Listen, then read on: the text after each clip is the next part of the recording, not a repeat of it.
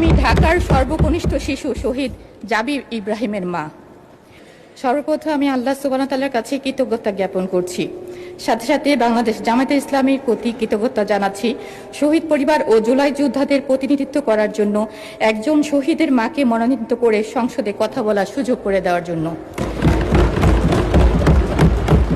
আমি ঢাকার সর্বকনিষ্ঠ শিশু শহীদ জাবির ইব্রাহিমের মা। 2024 সালের জুলাই বিপ্লবের জীবন দিয়েছেন শত শত মানুষ। রাষ্ট্রীয়ভাবে স্বীকৃত শহীদের সংখ্যা বর্তমানে 865 এবং আহত যোদ্ধার সংখ্যা 15,903 জন। এদের মধ্যে 43 জন সম্পূর্ণ দৃষ্টিশক্তি হারিয়েছেন এবং প্রায় 2000 আহত যোদ্ধা স্থায়ীভাবে পঙ্গুত্ব নিয়ে জীবনযাপন করছেন।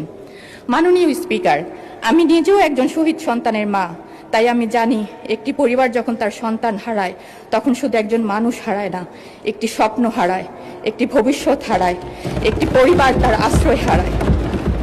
তাই মাননীয় মন্ত্রীর কাছে আবেদন, জুলাই বিপ্লবের প্রায় 1400 শহীদের হত্যার বিচার খুবই ধীর গতিতে চলছে, বিচারকে ত্বরান্বিত করা হোক।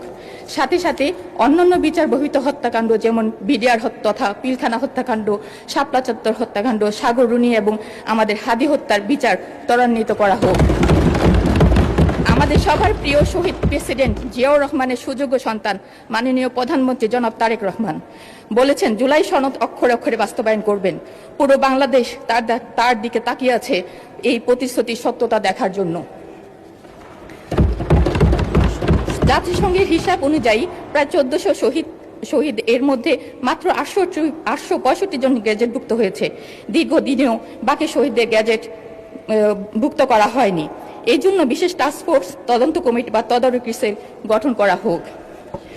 ডক্টর ইউনূস কর্তৃক প্রতিষ্ঠিত জুলাই বিপ্লবের শহীদ ও আহতদের সেবাদান কল্পে নির্মিত প্রতিষ্ঠান জুলাই ফাউন্ডেশন আজ মৃত পায়। শিরিন সুলতানা, মহিলা আসন 2।